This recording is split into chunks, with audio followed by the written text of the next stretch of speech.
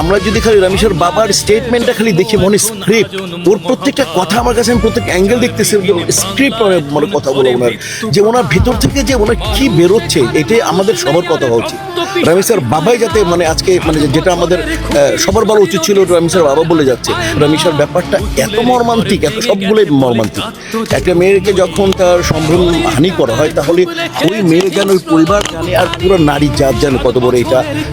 অপমর্যাদাকর এটা একটা ঘটনা। অতএব এটা এটা এটা আমরা সবার যে এক নিয়ম চাই, কোনো ব্যাপারে কোনো কনসিডার না, কোনোভাবে কোনো কনসিডার ডেফিনেট এটা মানা যায় না, ভাইটা মানা যায় ভাই। এটা মানে রমেশের ব্যাপারটা আরো বেশি মানে মানে যেহেতু এটা খুব একটা বাচ্চা স্কুল গোয়িং বাচ্চা